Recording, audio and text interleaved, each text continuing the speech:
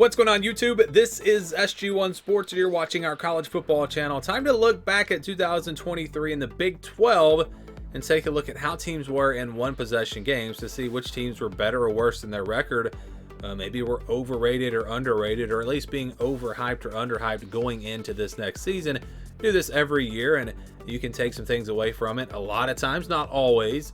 So let's jump right into it. First, we're going to go back to 2022 to see if there were any trends that we could have looked at for 2023. And you see right away, I mean, it happened in the Big 12. TCU 5-0 in one-possession games. You would expect them not to win so many one-possession games and their record to fall off. And that's exactly what happened. Obviously, there was a lot of roster turnover as well. But, yeah, they dropped off for sure. On the other hand, Texas was 2-4, so you'd expect them to win some of those closer games and have a better year. And that's exactly what they did. Texas Tech 4-0 in those one-score games. They were definitely a team being overhyped going into this season. They did not live up to expectations. So all three proved to be true right there. When you look at the rest of the Big 12, Oklahoma 0-4. So you would expect a big turnaround from them. That's exactly what we got. Iowa State, same thing, 1-6. Expect a big turnaround. That's exactly what we got there. Kansas, you would expect maybe a drop-off, but we did not get that there. So they were able to,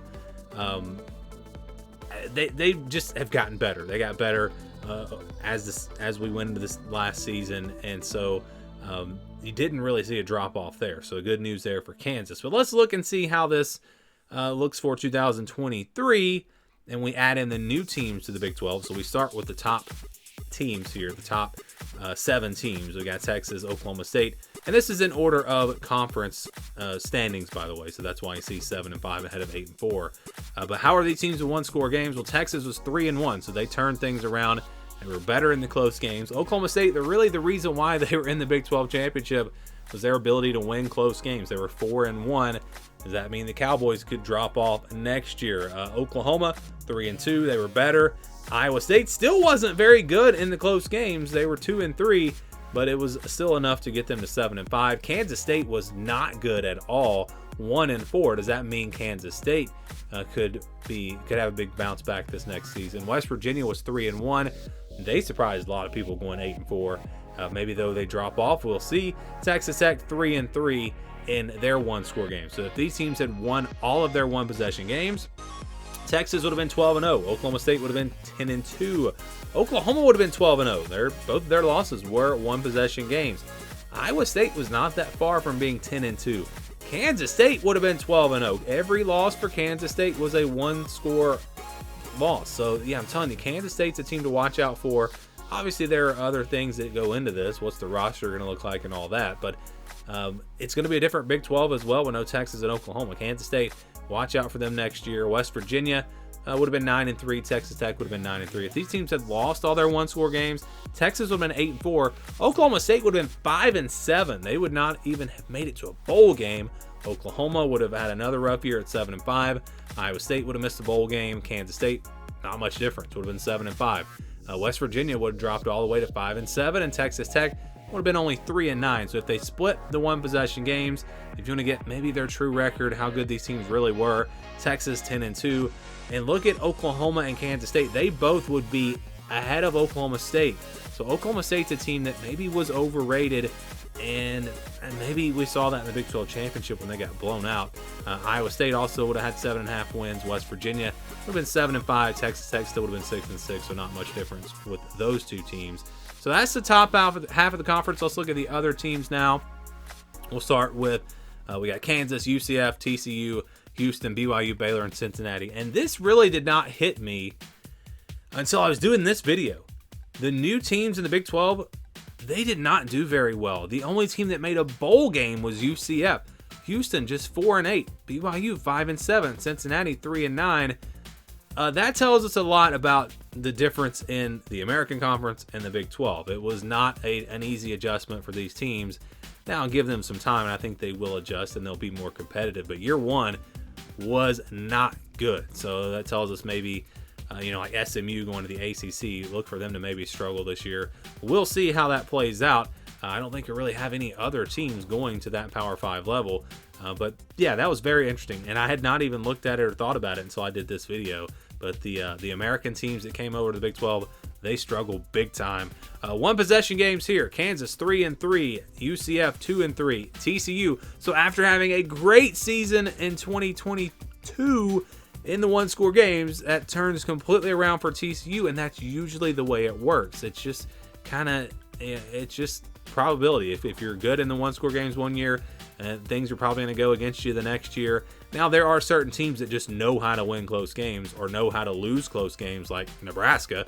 But for the most part, that's just kind of the way it works out. Houston was 3-2, BYU 2-2, Baylor 2-3, and Cincinnati 1-4. So if these teams had won all of their one-score games, look at Kansas. They were not that far away from being 11-1. UCF could have been 9-3. TCU could have had a much better season at 9-3. Houston could have made a bowl game. BYU could have made a bowl game. Baylor could have made a bowl game.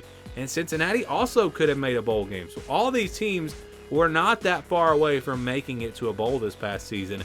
But what about the other side? What if they lost all of their one-score games? Kansas would have been just 5-7. UCF would have been 4-8. TCU 5-7. Houston 1-11. BYU 3-9. Baylor 1-11. And Cincinnati 2-10. So these teams all could have had even worse seasons. But if they split the one-score games, we would have seen Kansas at 8-4, which is actually puts them a lot higher in the standings if you look at that, because they didn't do great in the one-score games. Again, if they had won those, would have been a much different season for them. Kansas was, I think, an underrated team, even though they were 3-3 in those one-score games. But UCF, 6.5 wins for them. TCU would have been 7-5. Wouldn't have been as bad of a drop-off after making the national championship, at least to get to a bowl game and go 7-5. But no, they lost all those one-score games. Houston 3.5 wins. BYU 5-7. Baylor 3.5, and Cincinnati 4.5. So looking at this, as we look to next season, look for TCU maybe to bounce back. Maybe they find a way to win some of those close games next year, and TCU finds themselves back in the top half of the Big 12. I think that's very realistic.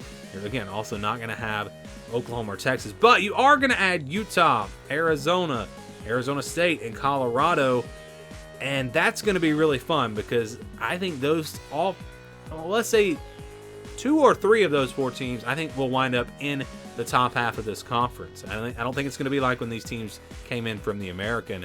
I think Utah might actually be the front runner. Utah and Arizona both. Well, Arizona lost their coach, so we'll see.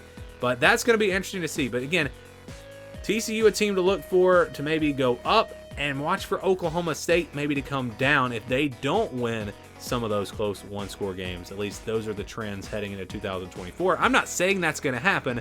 I'm just saying that's what the numbers suggest. Your thoughts on all of this, let me know down in the comments below.